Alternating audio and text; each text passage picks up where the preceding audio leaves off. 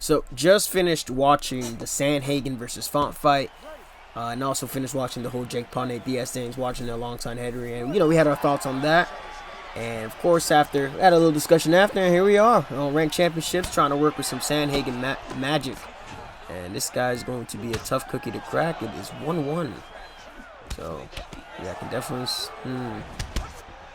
very aggressive with the TJ approach. And that was weird. I should have not made contact. But, anywho... Oh, fucking hell.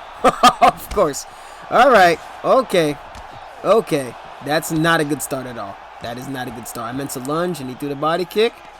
So we're going to try to do what Mr. Cory Sandhagen did to Rob Font, and no, he denies that. That is not a good. Of course, what I'm referring to is the wrestle heavy.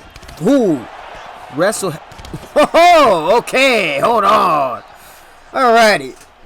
Okay, I can definitely see how I might have gotten caught by you before. Okay, we gotta shift this momentum somehow. We definitely gotta implement some grappling too.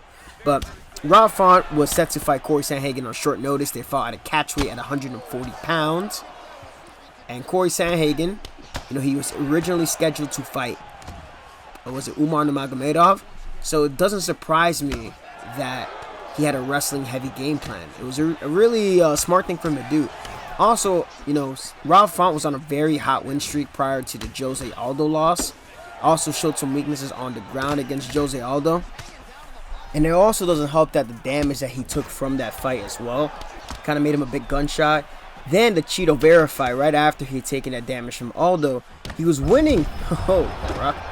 He was winning against Chito Vera until Chito would steal the rounds within the final few seconds. And it was clear that Rob Font's durability was in question. Now, he bounced back against Adrian Yanez, but even with that win, I thought that fight was going to be much closer than it was, and Rob Font said, nope, fuck that, I'm still a problem. And that was a nice little takedown thingy, little sweep there. But, Rob Font said, I'm still here, and he took this fight on short notice against Cory Sandhagen.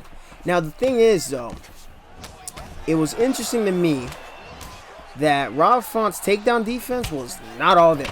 It was not all there.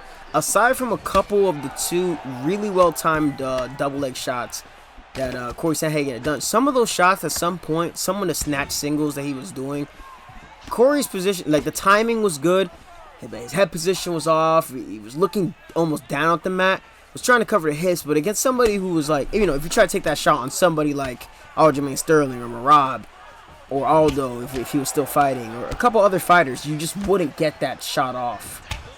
But it was really cool to see Sandhagen, he's embracing the mixed martial arts, and it's a great thing to see. Oh my God. Block your head! Block your fucking head. This is ground and pound system. Jeez.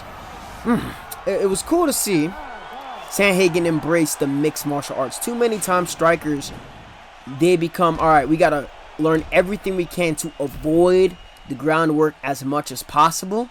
Instead, Sandhagen's kind of taking as much of a GSP approach where it's well, I got to learn everything. And apparently he had hurt his arm early in the fight.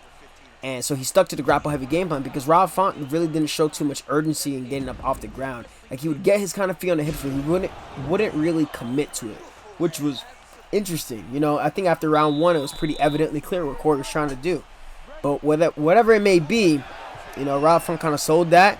And then round 5, it seemed like Cory was actually willing to, all right, let's keep this on the feet. And then Rob Font shoots for a takedown, which doesn't make sense. If you have had this guy, you have to pull something relatively miraculous in order to win at that point, right? If he's been out grappling you and shutting you down from top position when you're in the bottom, right? What makes you think things are going to change going for a takedown unless you have to hurt him? You have to get him out of there. You don't want to be grappling. So it was very odd decision making from Font. And Cory Sandhagen gets a really good win. Now the first 3 rounds were much more fun, I guess, to watch. I guess rounds 4 and 5, it's become one of those fights where you enjoy them. Oh, Jesus. It's become one of those fights where it's alright, how it's going to end. So because it's going to stay at the same tempo, it can be classified as, alright, not the most exciting fight. But if you look at it from position of, say, somebody who's a coach or scouting, or you're looking at your opponent, you think, wow, what a great way to keep your opponent away from the positions that allow them to score and do damage in the sport, and you've taken the fight away from them. And we kind of saw a bit of this too against Song Yadong, right? When Sandhagen fought against Song Yadong, he was doing a lot of takedown entries. Wasn't scoring with the takedowns, but it forced Song Yadong to get on the defensive, right? It forced him to be like, okay, we got to watch out for the takedown, and Yadong was not capitalizing off that.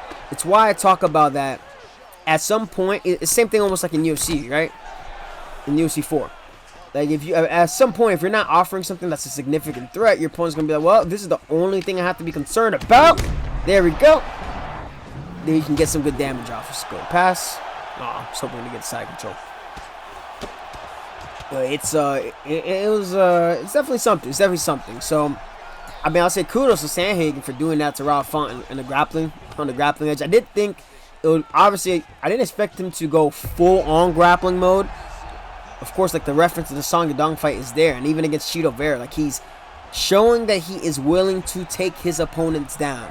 And I think another fight that kind of probably kickstarted that was the TJ Dillashaw loss, where he lost a split decision, where a couple people thought he won. He probably could have got that transition, but he kind of lost it due to some close rounds, and there was a little bit of grappling edge. He had, remember, in the UFC, the fights were scored round by round, and it was an argument for both gentlemen to win, and the grappling kind of helped TJ edge it out. So Cory Sandhagen has kind of figured, look, I'm not going to let another fight get taken from me because I'm not mixing the martial arts. So good on oh shit, nah, he's not gonna get this. Yeah, good on Cory for embracing mixed martial arts. This is we're talking about TJ, and this is a very tough TJ. This is like one of those players where, like, it's every set counter, your initial counter is not really going to work. It needs to be like every time he inputs something, he already has the right counter ready for me. Like when he goes to the body, he's already preemptively slipping. When he goes to, like, attack the head, he's like preemptively slipping like a slip counter or something. So it makes you a little bit gun shy to try and he's sidestepping too. It makes you a little bit gun shy to try certain things. There we go. Oh, interesting that he launched.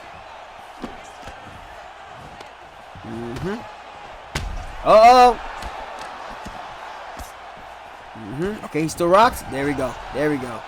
He was at a critical rock state. Part of why he just ended up there.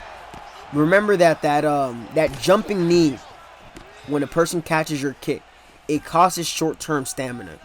And when he threw that kick, and then he tried to fire right after, I think by then my health probably recovered by then, and that's when we were able to get that rock. So good way to get that one back so far. Still gotta be careful though. See, with the taller fighters like Cory in this game, like, he's a solid 4.5 star fighter, but he suffers a bit. Sidestepping. He suffers a bit in the pocket. Okay, I'd rather him do that damage. Some bleed through. That's some bleed through. I was gonna say it's better to keep him at the end of the kicking range. That's where we really want to be. At the end of kicking range, and for all of our punches to get full extension of our strikes. In the pocket against somebody like TJ or Jan, like, those gut motherfuckers are way too tough to deal with in the pocket with Cory. But as long as you start to establish some type of advantage, then it starts to really flow with the striking. But we're gonna take this opportunity to grapple. It's funny because it reminds me of it's almost like a shame thing with certain fighters, right? You got like a striker, and then people are like, oh man, you're wrestling with this guy? Or like, I remember, I think it was Jamie and Zayaf, and they both had a Wonder Boy, and it was 1-1, and Jamie just started clinching and like shooting, and he did that, he won, like, it's a mixed martial arts game, so he won, and people were giving Jamie shit about it, and he's like, hey, I'm playing to win. He was throwing out the whole MMA handbook. People were like, oh, Wonder Boy doesn't grapple, he doesn't shoot, but. And I was like, to his defense, I like seeing shit between like two really good players. I threw in a gif of was it GIF, however the fuck you pronounce it. Threw in oh my god, you fucked up, bro. A gif or a gif of Oh, we don't have too much time. Oh, man. I'm doing a gif of like Wonder Boy shooting double legs because that's something that I spoke about in my showcase. Like he used to grapple. He used to take some people down and catch people off guard. That striking threat will force people to like, oh, I gotta keep my hands up, and it'll actually make the takedown entries much easier for the strikers. But it's a good round. The second one was a close one. I'd say this third one's ours. Definitely, yeah, definitely ours. And we're looking good too, not too bruised up. Aside from that body health scare, we haven't allowed this dude to build on the body damage. I think something that Rob Font could have done a better job of. I mean, it's easier said than done. These are all always suggestions. It's not easy to do, but I wonder if like after round one, hey, ho, can we get it going? You gotta be smart. I don't want him to. Okay. We gotta watch out. TJ has a rolling knee bar. Hold on. TJ has a rolling knee bar. Okay, denied it. Yep. I know. I've used his rolling knee bar myself. I've used it myself to win some fights. I've got caught myself. I know how it works. But while we're here, you know, if somebody's like taking you down, you don't want to aim at their head. You want to aim a little bit more towards like the sternum, like lower than their chest. Why? Because if they're changing levels, at least it'll help you be in like a better position to try to defend a takedown. Something helps me out a lot in sparring if the guy's trying to grapple me. Instead of trying to aim so high up and risking overextending myself, aim low where you expect them to be if they try to drop levels, and it'll kind of catch them out the way. Catch them on the way, excuse me.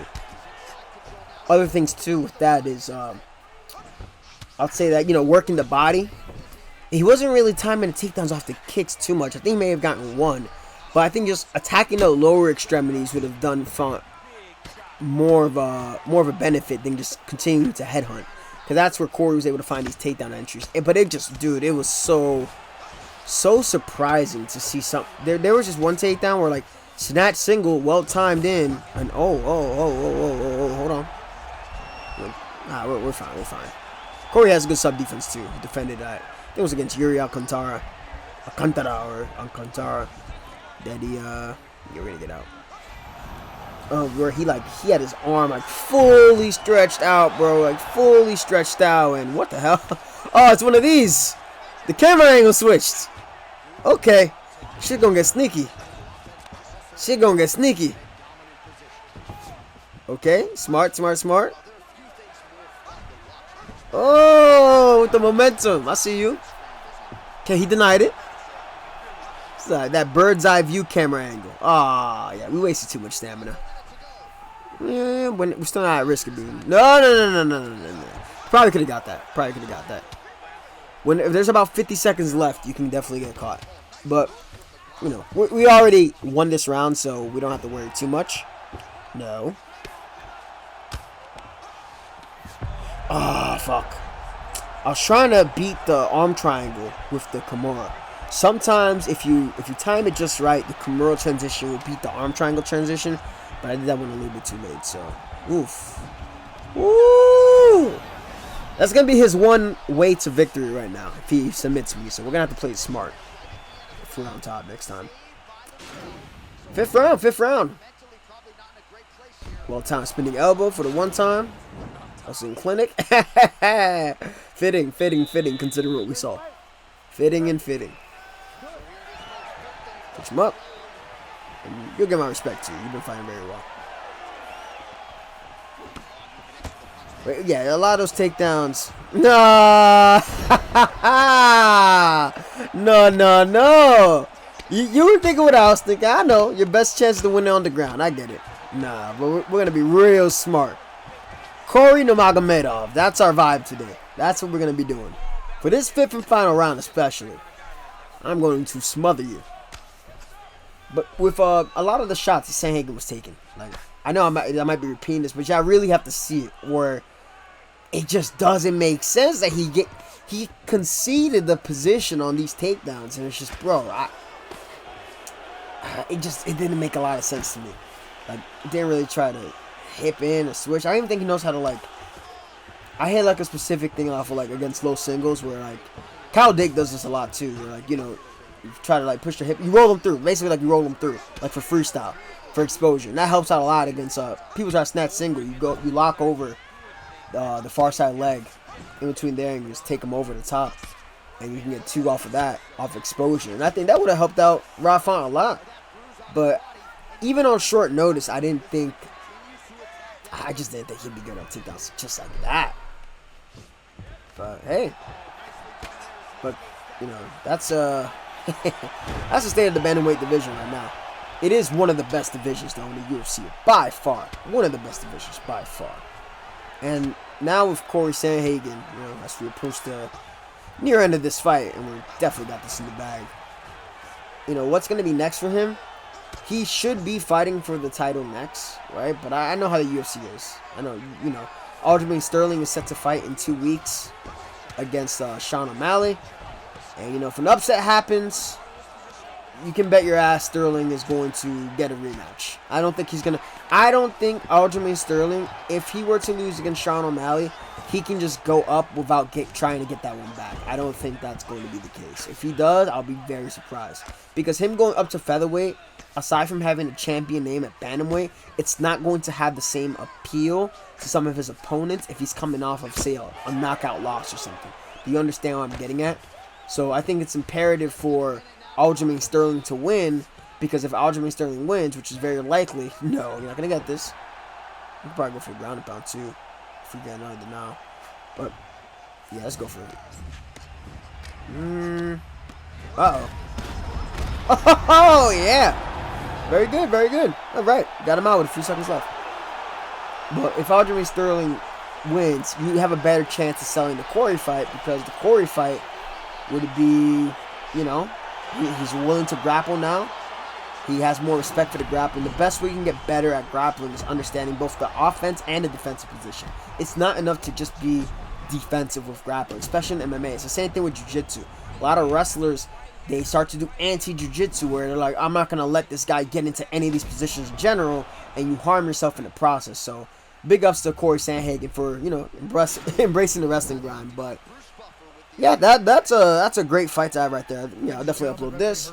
Number 17, I appreciate all of you. You guys have been showing me a lot of love and support. I had a crazy good stream the other day, and hopefully you guys are tuned into the next one. Enjoy the showcase when it's up. Have a good night. Love y'all.